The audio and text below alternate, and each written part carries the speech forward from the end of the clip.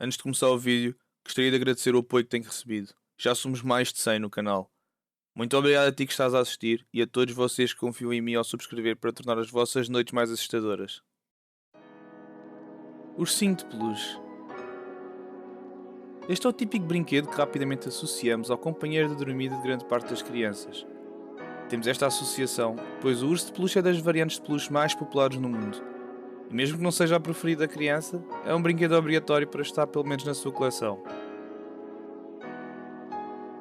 Sabias que a razão pela qual chamamos Teddy Bear a este tipo de brinquedo é devido ao ex-presidente americano Theodore Roosevelt?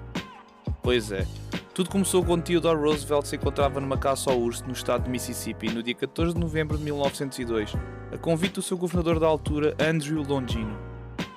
Ao contrário dos outros caçadores, o ex-presidente americano ainda não tinha localizado um único urso.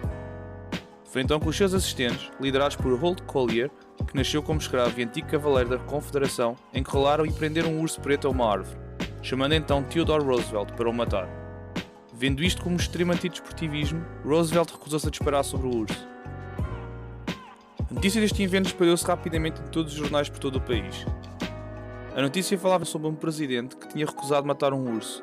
Contudo, isto não era um presidente qualquer, mas sim Theodore Roosevelt, um notório caçador. Foi então que um senhor chamado Clifford Berryman, que era um cartunista político, leu o artigo e decidiu alegremente satirizar a recusa do presidente de matar o urso. Este artigo apareceu no Washington Post no dia 16 de novembro de 1902. Ao ver este artigo, um vendedor de doces de Brooklyn chamado Maurice Mishtom teve uma ideia. Visto que ele e a sua mulher Rose também faziam animais de peluche, ele decidiu criar um urso de peluche e dar-lhe o nome de Teddy Bear, dedicado ao presidente que não tinha morto o animal.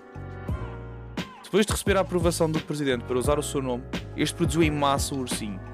Este foi tão popular que pouco tempo depois Morris fundou a empresa Ideal Toy, que significa brinquedo ideal. E nos dias de hoje, este brinquedo tornou-se mundialmente famoso. Então porquê o objetivo deste vídeo?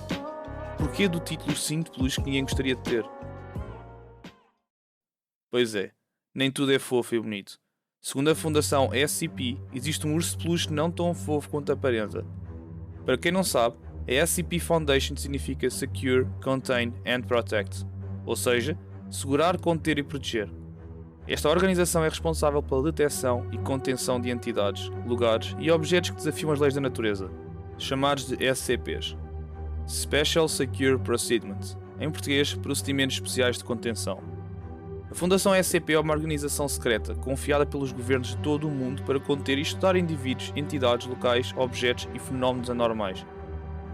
Os SCPs fora de contenção podem representar uma ameaça para o ser humano, ou pelo menos para o senso de realidade e normalidade da humanidade. A existência dos SCPs é mantida em segredo para evitar o pânico em massa e caos, para que a civilização humana funcione normalmente. E todos estes SCPs têm um número único que os identifica. Provavelmente agora estás a pensar, que interesse tem uma organização destas num ursinho de peluche? Pois é, a resposta é o SCP-1048. Este tem a aparência de um pequeno ursinho de peluche com aproximadamente 33 cm de altura. Sim, ouviste bem, um urso de peluche é um SCP, mas este obviamente não é um teddy bear normal. Ele anda e comunica através de pequenos movimentos. Conta-se também que ele demonstra afeto para com as pessoas, de maneira em que muitas delas o acham querido. Este afeto é muitas vezes dado na forma de abraço às pernas das pessoas. Também já foi observado a dançar, a saltar e em duas alturas diferentes a fazer desenhos infantis para os empregados de limpeza.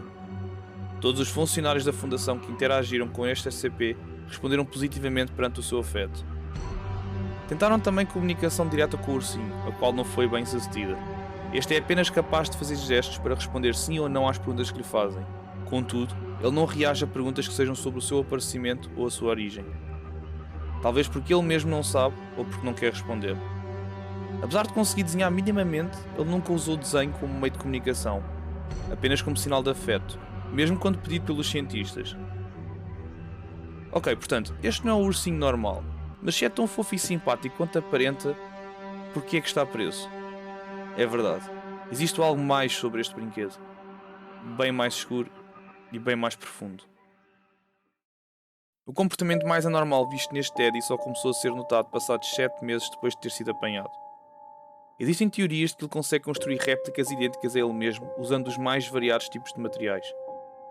Ainda não se sabe como, visto que tal nunca foi presenciado pelos funcionários. Um dos doutores da Fundação tem uma teoria que este SCP usa as suas qualidades carinhosas para dar às pessoas que o rodeiam uma falsa sensação de segurança, dando-lhe a liberdade para recolher os materiais necessários para construir estas réplicas. Sim, ouviste bem, este ursinho, para além de amável e fofo, ainda cria réplicas dele mesmo. Então, mas, e isso é mau? Ter vários ursinhos que andam e nos abraçam? Não, não é. O problema é que as réplicas não são assim tão carismáticas. Atualmente só se sabe de 3 criações feitas por ele. Estas criações são designadas SCP-1048-A, SCP-1048-B e SCP-1048-C. Agora a parte pior. Todas estas criações exibem um enorme contraste em termos comportamentais perante o original ursinho. Todas elas demonstram extrema violência perante os seres humanos. Vamos começar então pelo SCP-1048-A. Este foi descoberto a vaguear pelo local 24, acompanhado pelo urso original.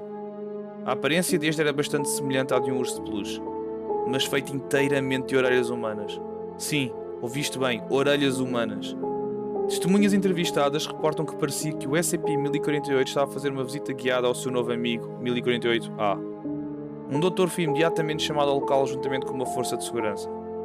A força de segurança foi a primeira a chegar ao local, e quando tentaram capturar esta repugnante réplica, ela emitiu um grito agudo que provocou uma dor intensa nos olhos e ouvidos de todos aqueles dentro de um raio de 10 metros. Pior, o crescimento do que pareciam orelhas começou imediatamente depois de um grito em todos aqueles que estavam a menos de 5 metros da réplica, cobrindo todo o seu corpo em menos de 20 segundos. Todos os funcionários afetados por este sintoma morreram dentro de 3 minutos. As autópsias feitas a estas pessoas mostram morte por asfixia, devido a orelhas a crescer na boca e traqueia das vítimas. Quando finalmente o doutor chegou ao local, ambos os ursos já tinham fugido da cena e ainda não foram capturados, andando livremente pelo seu local dentro das instalações. Pouco tempo depois do incidente, foi descoberto um investigador sem uma orelha. Segundo ele, esta foi removida através de meios não conhecidos quando ele estava a dormir. Não foram encontradas mais vítimas sem orelhas, por isso não se sabe ainda se ele obteve mais orelhas através de outros meios ou se ele é capaz de duplicar objetos ou materiais. Por esta altura já deves ter percebido o porquê dele estar preso, certo? SCP-1048-B. Este foi descoberto na cafetaria do local onde o urso original está preso. Foi visto por vários funcionários da Fundação, os quais o descreveram como uma aparência bastante idêntica ao do SCP original, com exceção dos seus movimentos. Este deslocava-se irregularmente e com movimentos bruscos. Testemunhas relatam que parecia como se ele tivesse algo dentro dele a mexer-se. Inicialmente, ele não tentou qualquer tipo de comunicação, até que o tecido rebentou e o que parecia ser a mão e um braço de uma criança saiu dentro do sujeito e parecia que estava a tentar agarrar o ar. Ao presenciar isto, uma das doutoras no local gritou.